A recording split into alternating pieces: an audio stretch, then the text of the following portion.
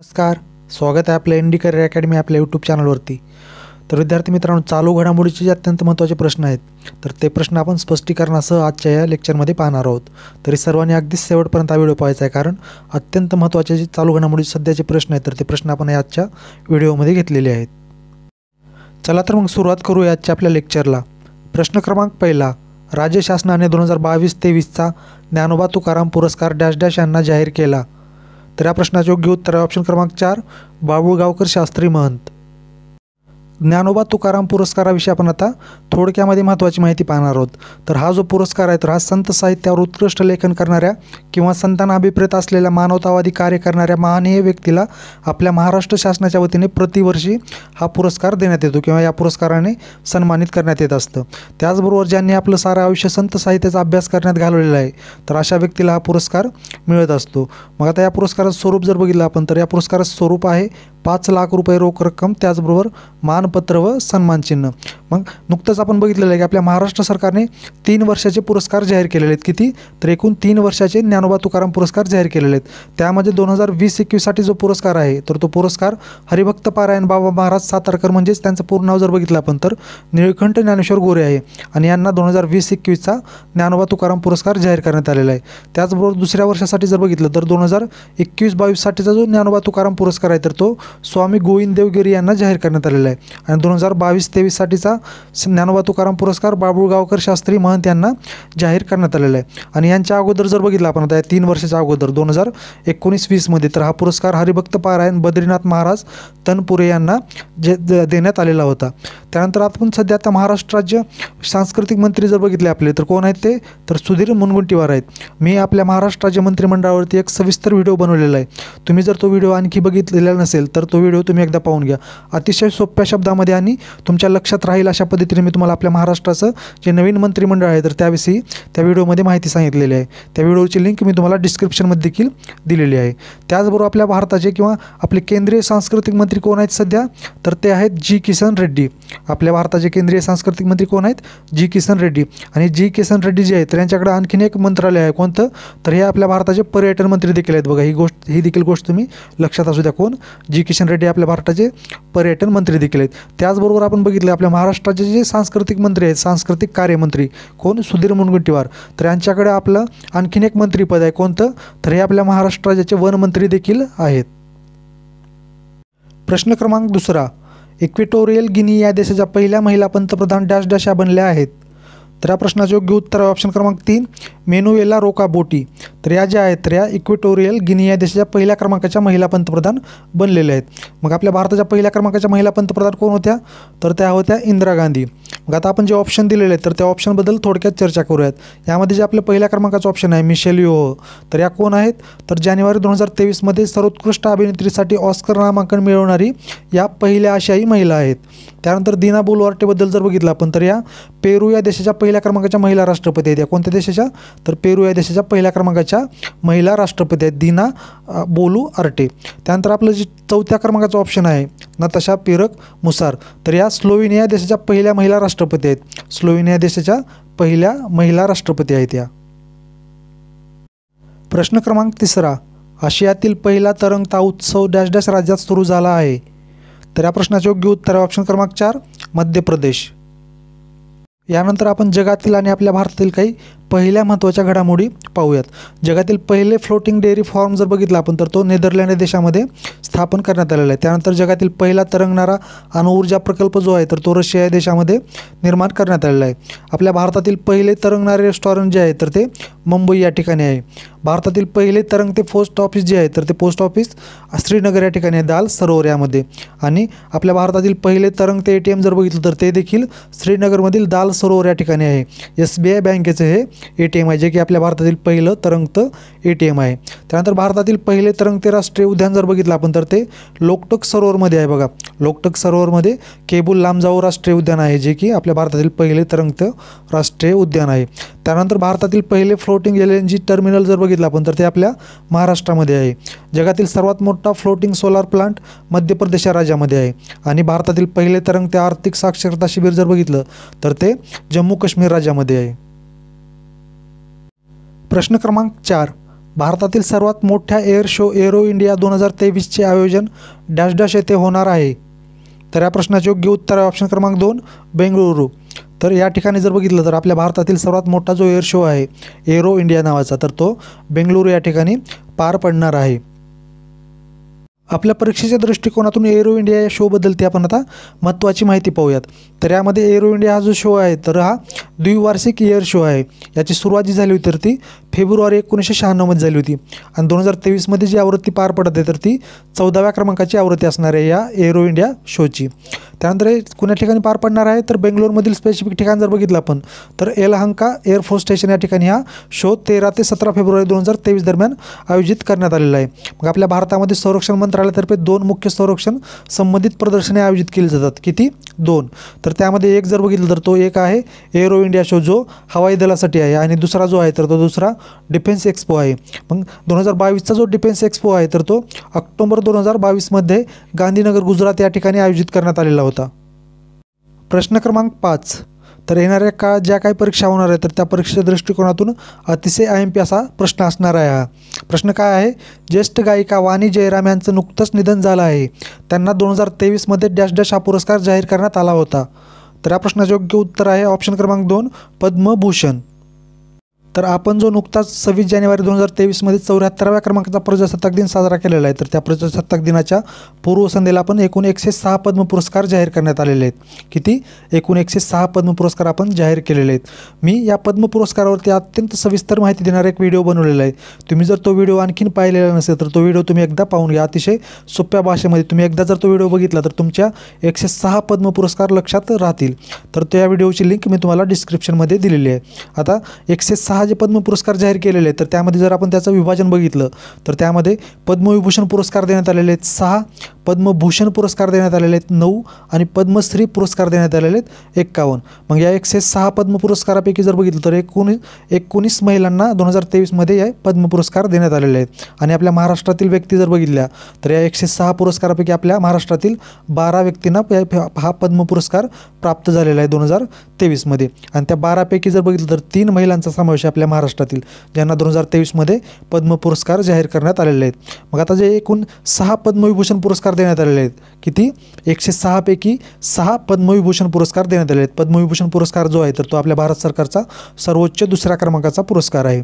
पहिल्या क्रमांकाचा आहे भारतरत्न आणि याची स्थापना जर बघितली तर याची स्थापना 1954ची. मग आता जे एकूण 6 पुरस्कार जाहीर करण्यात आलेले आहेत पद्मविभूषण तर त्या 6 पुरस्कारापैकी एकमेव महाराष्ट्रीयन व्यक्ती आहेत कोण 2023मध्ये ज्यांना पद्मविभूषण पुरस्कार जाहीर करण्यात आलेला आहे तर ते आहेत झाकीर हुसेन. यांना कला या क्षेत्रासाठी हा पद्मविभूषण पुरस्कार जाहीर करण्यात आलेला आहे 2023मध्ये. त्यानंतर जे 106 पुरस्कारापैकी पद्मभूषण पुरस्कार देण्यात आलेले आहेत 9 तर त्या 9 पैकीच आपल्या प्रश्नामध्ये जेव्हा त्या वाणी जयराम तर त्या एक आहेत. आणि आपल्या महाराष्ट्रातील जर बघितलं तर महाराष्ट्रातील 3 व्यक्तींना हे पद्मभूषण पुरस्कार देण्यात आलेले आहेत 9 पैकी. आणि एक जे आहेत तर आपण प्रश्नामध्ये बघितलेला कोण? वाणी जयराम. वाणी जयराम जे आहेत तर या कर्नाटक राज्यातील आहेत. त्या देखील एक संगीत क्षेत्राशी संबंधित आहेत त्या. तर त्यांना देखील हा पद्मभूषण पुरस्कार जाहीर करण्यात आलेला होता. मात्र त्यांचं नुकतंच निधन झालेलं आहे म्हणून हा प्रश्न जो आहे तर तो अतिशय महत्त्वाचा ठरणार आहे. त्यानंतर जे एकूण 91 पद्मश्री पुरस्कार जाहीर करण्यात आलेले तर त्या एकूण 91 पद्म पुरस्कारापैकी 8 आपल्या महाराष्ट्रातील व्यक्ती आहेत ज्यांना 2023मध्ये हे पद्मश्री पुरस्कार देण्यात आलेले आहेत किंवा जाहीर करण्यात आलेले आहेत. त्यानंतर अनिवासी भारतीय प्रकारामध्ये जर बघितलं तर 2 पद्म पुरस्कार जाहीर करण्यात आलेले आहेत. संयुक्त पद्म पुरस्कार जे आहेत तर ते 3 जाहीर करण्यात आलेले आहेत. त्यानंतर मरणोत्तर पद्म पुरस्कार जे आहेत तर ते 7 व्यक्तींना देण्यात येणार आहेत. आणि 2023मध्ये जे सर्वात वयोवृद्ध पद्मश्री विजेता आहेत तर ते आहेत मंगला कांती रॉय. आणि मंगला कांती रॉय यांचं वय जर बघितलं तर त्यांचं वय आहे 102 वर्ष. आणि ते जे आहेत तर ते सारोंदा वादक आहेत. सारोंदा वादक आहेत मंगला कांती रॉय आणि हे आहेत पश्चिम बंगाल या राज्यातील. प्रश्न क्रमांक 6. 96व्या अखिल भारतीय मराठी साहित्य संमेलन 2023चे अध्यक्ष डॅश डॅश हे आहेत. तर या प्रश्नाचे योग्य उत्तर आहे ऑप्शन क्रमांक 3 नरेंद्र चपळगावकर. आता जे नुकतंच पार पडलेलं आहे 96व्या अखिल भारतीय मराठी साहित्य संमेलन 3, 4 आणि 5 फेब्रुवारी 2023ला. तर याबद्दल आपण आता थोडक्यात महत्त्वाची माहिती पाहूया. तर हा देखील प्रश्न तुम्हाला आगामी काळात होणाऱ्या विविध परीक्षेसाठी अत्यंत उपयुक्त असणार आहे. अगदी सविस्तर तुम्हाला या 96व्या अखिल भारतीय मराठी साहित्य संमेलनाविषयी माहिती असणं आवश्यक आहे. तर त्यानंतर आपण आपले जे पर्याय दिले होते तर ते पर्यायाबद्दल देखील चर्चा करणार आहोत. तर 96व्या क्रमांकाचे जे अखिल भारतीय मराठी साहित्य संमेलन पार पडलेलं आहे तर ते पार पडलेलं आहे वर्धा या ठिकाणी. आणि वर्धा या ठिकाणी जर बघितलं तर हे अखिल भारतीय मराठी साहित्य संमेलन दुसरी वेळेस भरलेलं आहे. या अगोदर 1968मध्ये वर्धा या ठिकाणी हे अखिल भारतीय मराठी साहित्य संमेलन पार पडलेलं होतं आणि त्याचे अध्यक्ष होते पु.सी. रेंगे. आणि हे जे वर्धा या ठिकाणी अधिवेशन पार पडत आहे तर ते 3, 4, 5 फेब्रुवारी 2023 दरम्यान पार पडत आहे. आणि यजमान संस्था जर बघितली आपण या 96व्या अखिल भारतीय मराठी साहित्य संमेलनाची तर ती आहे विदर्भ साहित्य संघ नागपूर. मग तुम्हाला काही परीक्षेमध्ये हा देखील प्रश्न पाहायला मिळेल की विदर्भ साहित्य संघ जे आहे नागपूरला सध्या, तर याची स्थापना कोणा ठिकाणी झाली होती, तर याची स्थापना झाली होती अमरावती या ठिकाणी. आणि याचं जे कार्यालय आहे तर ते कार्यालय नागपूर या ठिकाणी स्थलांतर करण्यात आलेलं आहे 1949 का 50 असं काहीतरी आहे, दोन्हीपैकी एकच आहे, बहुतेक 1950 आहे. तुम्हाला जर माहिती असेल कन्फर्म तर तुम्ही याचं उत्तर कमेंटमध्ये सांगू शकता. तर या विदर्भ साहित्य संघाचं कार्यालय अमरावतीहून 1949 का 50 असं काहीतरी हलवण्यात आलेलं आहे. कधी 1950ला. त्यानंतर 96व्या अखिल भारतीय मराठी साहित्य संमेलनाचे अध्यक्ष आहेत तर ते आहेत नरेंद्र चपळगावकर आणि स्वागताध्यक्ष होते दत्ता मेघे. आणि जे आता याच्या अगोदर जे 95व्या क्रमांकाचं अखिल भारतीय मराठी साहित्य संमेलन पार पडलं होतं तर ते पार पडलं होतं कोण्या ठिकाणी, उदगीर या ठिकाणी. आणि त्या उदगीर या ठिकाणी पार पडलेल्या अखिल भारतीय मराठी साहित्य संमेलनाचे अध्यक्ष होते भारत सासने. त्यानंतर 94व्या क्रमांकाचं जे अखिल भारतीय मराठी साहित्य संमेलन पार पडलं होतं तर ते नाशिक या ठिकाणी पार पडलं होतं 2021मध्ये आणि त्याचे अध्यक्ष होते जयंत नारळीकर. त्यानंतर जे आपल्या ऑप्शनमध्ये 4थ्या क्रमांकाचे होते चंद्रकांत वानखेडे तर ते 17वे जे विद्रोही साहित्य संमेलन पार पडलेलं आहे वर्धा या ठिकाणी 4 आणि 5 फेब्रुवारीला. तर त्या 4 आणि 5 फेब्रुवारीला वर्धा या ठिकाणी 17व्या क्रमांकाच्या विद्रोही साहित्य संमेलनाचे जे अध्यक्ष होते तर ते होते चंद्रकांत वानखेडे. आणि मी तुम्हाला याबद्दल पाठीमागील प्रश्नाचं विश्लेषण करत असताना सांगितलेलं आहे की हे जे विद्रोही साहित्य संमेलन असतात तर विद्रोही साहित्य संमेलन कोणत्या ठिकाणी भरत असतात, तर ज्या ठिकाणी हे अखिल भारतीय मराठी साहित्य संमेलन भरतात तर त्याच वर्षी त्याच तारखेला हे विद्रोही साहित्य संमेलन त्याच शहरामध्ये भरत असतात. मात्र याच्यामध्ये एक फरक एवढाच आहे की जे अखिल भारतीय मराठी साहित्य संमेलन असतं तर ते 3 दिवसीय असतात आणि हे विद्रोही साहित्य संमेलन 2 दिवसीय असतं. प्रश्न क्रमांक 7, जागतिक लोकशाही निर्देशांकात भारताचा डॅश डॅश क्रमांक आहे. तर या प्रश्नाचे योग्य उत्तर आहे ऑप्शन क्रमांक 3 46. तर नुकतंच आपण जर बघितलं तर ग्लोबल डेमोक्रेसी इंडेक्सने 2022चा अहवाल सादर केलेला आहे लोकशाही निर्देशांकात, म्हणजे जगात ज्या देशामध्ये लोकशाही बळकट आहे सर्वाधिक तर त्यांचा अहवाल सादर केलेला आहे आणि त्यामध्ये आपल्या भारताला 46वा क्रमांक प्राप्त झालेला आहे. याच्या अगोदर जर बघितलं तर याच्या अगोदर आपल्या भारताचा क्रमांक होता किती, तर 53वा क्रमांक होता 2021मध्ये आणि 2022मध्ये हा क्रमांक जो आहे तर तो 46वर आलेला आहे. म्हणजे ही गोष्ट आपल्या भारताच्या दृष्टिकोनातून चांगली आहे. त्यानंतर एकूण जगामध्ये जर बघितलं तर जगातील लोकशाही जी आहे तर लोकशाही व्यवस्थित राहत असलेली लोकसंख्या किती आहे जगातील, तर ती आहे 45.3%. म्हणजे जवळपास जगातील अर्धी लोकसंख्या जी आहे तर ती लोकशाहीच्या म्हणजे लोकशाही व्यवस्था असणाऱ्या देशामध्ये राहते. त्यानंतर जी हुकुमशाहीत राहणारी लोकसंख्या आहे जगातील तर ती आहे 36.7%. किती, 36.7%. म्हणजे जे एकूण जगाची जी लोकसंख्या आहे तर त्याच्या 1/3 म्हणजे 1/3 लोकसंख्या ही हुकुमशाहीत आजही आहे आपल्या जगातील. जगात सर्वात जास्त लोकशाही बळकट असणारे आपण 10 देश पाहूयात पहिल्या क्रमांकाचे. त्यानंतर जगातील जे काही महत्त्वाचे देश आहेत तर त्यांचा देखील आपण आता क्रमांक पाहणार आहोत. त्यामध्ये जगात सर्वात जास्त लोकशाही बळकट असणारा पहिल्या क्रमांकाचा देश आहे नॉर्वे. दुसऱ्या क्रमांकाचा देश आहे न्यूझीलंड. तिसऱ्या क्रमांकाचा देश आहे आइसलँड. चौथ्या क्रमांकाचा देश आहे स्वीडन. 5व्या क्रमांकाचा देश आहे फिनलँड. 6व्या क्रमांकाचा देश आहे डेन्मार्क. 7व्या क्रमांकाचा देश आहे स्वित्झर्लंड. 8व्या क्रमांकाचा देश आहे आयर्लंड. 9व्या क्रमांकाचा देश आहे नेदरलँड. आणि जगामध्ये 10वा जो क्रमांक आहे जगात सर्वाधिक बळकट लोकशाही असणारा देश तर तो आहे तैवानचा. त्यानंतर आपले जे महत्त्वाचे देश आहेत आता तर त्याबद्दल त्यांचा जो क्रमांक आहे या लोकशाही बळकटीकरणामध्ये तर ते क्रमांक पाहूयात आपण. तर त्यामध्ये आपल्या भारताचा क्रमांक लागतो 46वा आणि या अगोदर जर बघितलं तर आपला भारत कितव्या स्थानावरती होता, तर 53व्या स्थानावरती होता. त्यानंतर चीनचा क्रमांक लागतो या यादीमध्ये 156. अमेरिकेचा क्रमांक लागतो 30. बांगलादेशचा क्रमांक लागतो 73. नेपाळचा क्रमांक लागतो 101. पाकिस्तानचा क्रमांक लागतो 107 आणि रशियाचा क्रमांक जर बघितलं तर रशियाचा क्रमांक 146 लागतो. मात्र या अगोदर जो होता रशियाचा क्रमांक तर रशिया जे आहे तर रशिया 22व्या स्थानी होतं. मात्र त्याचा जो क्रमांक आहे तर तो घसरून 146व्या स्थानावर सध्या पोहोचलेला आहे. त्यानंतर अफगाणिस्तानचा जो क्रमांक आहे तर तो अफगाणिस्तानचा क्रमांक सर्वात शेवटी म्हणजे ही जी यादी आपली जाहीर करण्यात आलेली आहे कोणाकडून, ग्लोबल डेमोक्रेसी इंडेक्सकडून 2022ची. तर यामध्ये एकूण 167 देशांची स्थितीचा अहवाल जारी केलेला आहे. किती, 167 देशांची ही यादी आहे. आणि या 167 देशामध्ये सर्वात शेवटी जो आहे तर तो सर्वात शेवटी देश असलेला कोणता आहे तर तो आहे अफगाणिस्तान हा देश. म्हणजे या यादीमध्ये सर्वात शेवटी जो नंबर लागतो तर तो लागतो अफगाणिस्तान देशाचा. त्यानंतर म्यानमारचा जर क्रमांक बघितला तर म्यानमारचा क्रमांक अफगाणिस्तान खालोखाल 166व्या क्रमांकावर आहे. 165व्या क्रमांकावर आहे उत्तर कोरिया आणि 164व्या क्रमांकावर आहे आफ्रिका. त्याचनंतर 163व्या क्रमांकावर जर बघितलं तर तो आहे सिरिया आणि 162व्या क्रमांकावर आहे कांगो. प्रश्न क्रमांक 8. भारतातील न्यूक्लिअर टर्बाईन्ससाठी पार्ट्सची पहिली पुरवठादार कंपनी डॅश डॅश बनली आहे. तर या प्रश्नाचं योग्य उत्तर आहे ऑप्शन क्रमांक 1 आझाद अभियांत्रिकी प्रायव्हेट लिमिटेड.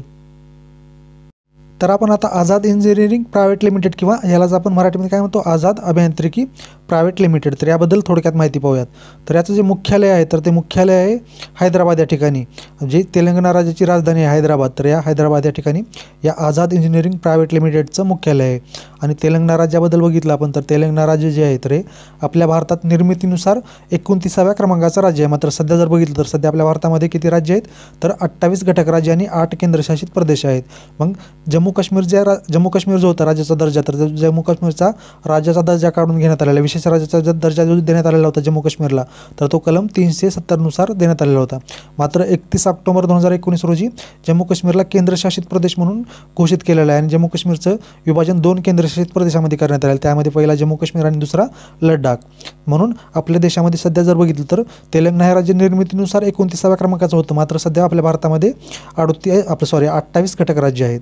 त्यानंतर ही जी कंपनी आहे तर या कंपनीची स्थापना बघितली आपण आता आझाद इंजिनिअरिंग प्रायव्हेट लिमिटेडची तर ती आहे 14 सप्टेंबर 1983 आणि व्यवस्थापकीय संचालक आहेत सध्या श्री राकेश चोपदार. आणि आपल्या भारतामध्ये अभियंता दिन किंवा इंजिनियर्स डे म्हणून आपण कोणता दिवस साजरा करतो तर तो साजरा करतो 15 सप्टेंबर. मग 15 सप्टेंबर आपण का दिवस साजरा करतो तर आपल्या भारताचे महान इंजिनियर आणि भारतरत्न मोक्षगुंडम विश्वेश्वरय्या यांचा जन्मदिवस जो आहे तो 15 सप्टेंबर. तर हा आपण आपल्या भारतामध्ये अभियंता दिन म्हणजेच इंजिनियर्स डे म्हणून आपण साजरा करतो. प्रश्न क्रमांक 9. मार्च महिन्यात होणाऱ्या पहिल्या महिला IPL स्पर्धेत एकूण किती संघ सहभागी होणार आहेत. तर या प्रश्नाचं योग्य उत्तर आहे ऑप्शन क्रमांक 1 5. तर जो 4 मार्च 2023 पासून पहिल्या क्रमांकाचा महिलांचा IPL सुरू होणार आहे. कधीपासून 4 मार्चपासून सुरू होणार आहे. आणि या 4 मार्चपासून सुरू होणाऱ्या पहिल्या क्रमांकाच्या महिला IPL मध्ये एकूण संघ जर बघितलं तर ते संघ आहेत एकूण 5 संघ. आणि या 5 संघामध्ये जर बघितलं तर एकूण सामने खेळले जाणार आहेत किती तर एकूण 22 सामने खेळले जाणार आहेत. महिलांचा जो 2023 मध्ये पहिल्या क्रमांकाचा IPL सामने होणार आहेत तर त्या IPLला आपण शॉर्ट फॉर्ममध्ये काय म्हणून ओळखलं जाईल तर WIPL म्हणजेच वुमन्स इंडियन प्रीमियर लीग. तर यामध्ये 2023 मध्ये ही पहिल्या क्रमांकाची आवृत्ती पार पडणार आहे. आणि यामध्ये एकूण जे सहभागी संघ आहेत 5 तर त्या 5 सहभागी संघाचे मालक यांच्याविषयी आपण आता थोडक्यामध्ये माहिती पाहूयात. तर या 2023च्या महिला IPL मध्ये सर्वात महागडा जो संघ आहे तर तो आहे अहमदाबादचा संघ.